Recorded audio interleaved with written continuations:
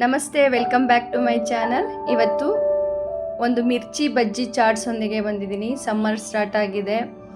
ಸಂಜೆ ಆದರೆ ಏನಾದರೂ ಒಂದು ಈವ್ನಿಂಗ್ ಸ್ನ್ಯಾಕ್ಸ್ ಮಾಡಬೇಕನ್ನಿಸ್ತಾ ಇರುತ್ತೆ. ಮಕ್ಕಳೆಲ್ಲ ಮನೇಲಿ ಇರ್ತಾರೆ, ಮಳೆ ಬರ್ತಾ ಇರುತ್ತೆ.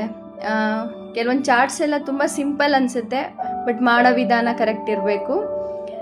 ಇಲ್ಲಿ ನಾನು ಮೊದಲಿಗೆ ಆ ಮಿರ್ಚಿ ಮೆಣಸಿನ್ಕಾಯ್ದು ಒಳಗಡೆ ಇರೋ ಅಂಥ ಸೀಡ್ಸ್ ಎಲ್ಲ ತೆಗೆದು ರೆಡಿ ಮಾಡ್ಕೊಳ್ತಾ ಇದ್ದೀನಿ. ನಂತರ ಒಂದು ಬೌಲ್ಗೆ ಒಂದು 1/4 ಕಪ್ನಷ್ಟು ಕಡಲೆ ಹಿಟ್ಟು, ಒಂದು 3 ಸ್ಪೂನಷ್ಟು ಅಕ್ಕಿ ಹಿಟ್ಟನ್ನ ಹಾಕ್ಕೊಳ್ತಾ ಇದ್ದೀನಿ.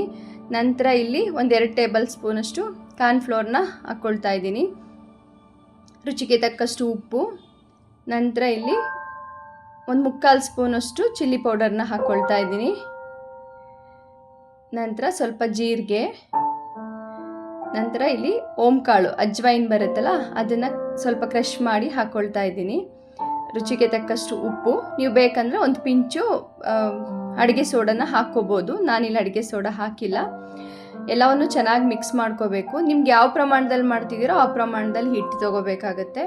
ಈಗ ನಾನೊಂದು 5ರಿಂದ 6 ಮೆಣಸಿನ್ಕಾಯಿ ತೊಗೊಂಡಿದ್ದೀನಲ್ಲ, ಅಷ್ಟಕ್ಕೆ ಎಷ್ಟು ಬೇಕೋ ಅಷ್ಟು ಹಿಟ್ಟನ್ನ ಕಲಿಸ್ಕೊಳ್ತಾ ಇದ್ದೀನಿ. ನೀವು ಅದನ್ನು ನೋಡಿಕೊಂಡು ಕಲಿಸ್ಕೋಬೇಕಾಗತ್ತೆ. ಪ್ರಮಾಣ ಜಾಸ್ತಿ ಕಮ್ಮಿ ಮಾಡ್ಕೋಬೇಕಾಗತ್ತೆ. ನೀರನ್ನ ಒಂದೇ ಸಲ ಹಾಕ್ಕೋಬಾರ್ದು, ಹಂತವಾಗಿ ಹಾಕ್ಕೊಳ್ತಾ ಹೋಗಬೇಕು. ಇದು ತುಂಬ ತೆಳುನೂ ಇರಬಾರ್ದು, ತುಂಬ ತಿಕ್ಕಾಗೂ ಇರಬಾರ್ದು, ಈ ಹದಕ್ಕೆ ಇರಬೇಕು. ಅದನ್ನು ಮಿಕ್ಸ್ ಮಾಡಿ ತುಂಬ ಹೊತ್ತು ಬಿಡಬಾರ್ದು. ಆಯಿಲ್ನ ಬಿಸಿಯಾಗಕ್ಕೆ ಇಡ್ತಾ ಇದ್ದೀನಿ. ನಂತರ ಈಗ ನಾನು ಸ್ವಲ್ಪ ಅರಿಶಿನ ಹಾಕ್ಕೊಳ್ತಾ ಇದ್ದೀನಿ. ಅದು ಕಲರು ಚೆನ್ನಾಗಿರುತ್ತೆ.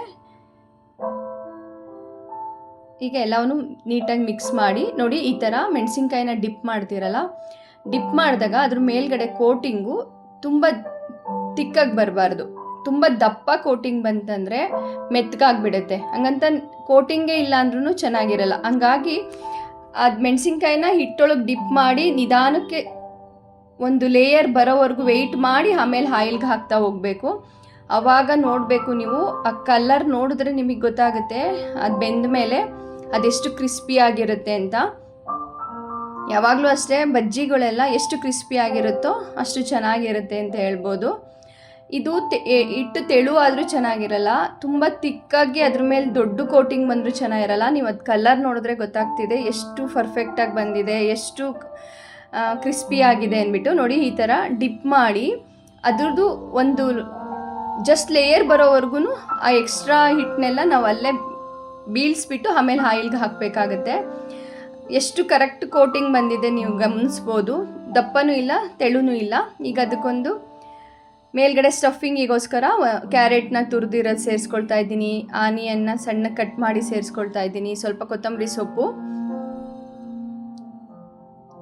ನಂತರ ರುಚಿಗೆ ತಕ್ಕಷ್ಟು ಉಪ್ಪು, ಒಂದು 1/2 ಸ್ಪೂನಷ್ಟು ಚಾಟ್ ಮಸಾಲ ಹಾಕ್ಕೊಳ್ತಾ ಇದ್ದೀನಿ. ಒಂದು 1/4 ಸ್ಪೂನಷ್ಟು ಅಚ್ಚ ಖಾರದ ಪುಡಿ, ಒಂದು ಅರ್ಧ ನಿಂಬೆಹಣ್ಣಿನ ರಸನ ಸೇರಿಸಿ ಈಗೆಲ್ಲವನ್ನೂ ಚೆನ್ನಾಗಿ ಮಿಕ್ಸ್ ಮಾಡ್ಕೊಳ್ಳೋದು. ಸಂಜೆ ಮಳೆ ಬರ್ತಿರುತ್ತೆ ಅಥವಾ ಎಲ್ಲರೂ ಮನೇಲಿದ್ದಾಗ ಈ ರೀತಿ ಒಂದು ಬಜ್ಜಿ ಮಾಡಿ, ಬಜ್ಜಿ ಹಾಗೆ ತಿನ್ನೋಕ್ಕೆ ಚೆನ್ನಾಗಿರುತ್ತೆ. ಬಟ್ ಈ ಥರದ್ದೊಂದು ಮೇಲ್ಗೆ ಒಂದು ಸ್ಟಫ್ ಮಾಡಿ ಕೊಟ್ಟರೆ ಹೆಲ್ತಿನೂ ಇರುತ್ತೆ ಮತ್ತು ಇನ್ನೂ ಎಕ್ಸ್ಟ್ರಾ ಟೇಸ್ಟ್ ಬರುತ್ತೆ. ಅದು ನೀವು ತಿಂದಿರ್ತೀರ, ಗೊತ್ತಿರುತ್ತೆ. ಸಿಂಪಲ್ಲೇ ಮನೆಯಲ್ಲೆಲ್ಲ ಆರಾಮಾಗಿ ಮಾಡ್ಕೋಬೋದು.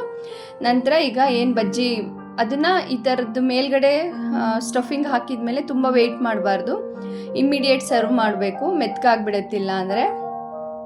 ತುಂಬ ಚೆನ್ನಾಗಿರುತ್ತೆ. ಟ್ರೈ ಮಾಡಿ, ನಿಮ್ಗೆ ಇಷ್ಟ ಆಗುತ್ತೆ ಅಂದ್ಕೊಳ್ತಿದ್ದೀನಿ. ಇಷ್ಟ ಆದರೆ ಒಂದು ಹೈಪ್ ಕೊಡಿ, ಲೈಕ್ ಮಾಡಿ, ಶೇರ್ ಮಾಡಿ, ನಮ್ಮ ಚಾನಲ್ ಸಬ್ಸ್ಕ್ರೈಬ್ ಮಾಡ್ಕೊಳ್ಳಿ. ಸಿಂಪಲ್ ರೆಸಿಪಿ, ಬಟ್ ಮಾಡೋದು ಕರೆಕ್ಟಾಗಿ ಮಾಡಬೇಕಲ್ವ. ಮಾಡಿ ನೋಡಿ. ನಿಮ್ಗೆ ಹೇಗೆ ಅನಿಸ್ತು ಕಾಮೆಂಟ್ ಸೆಕ್ಷನ್ ತಿಳಿಸಿ. ಮತ್ತೆ ಸಿಗುವ ನೆಕ್ಸ್ಟ್ ವೀಡಿಯೋದಲ್ಲಿ. ಬಾಯ್.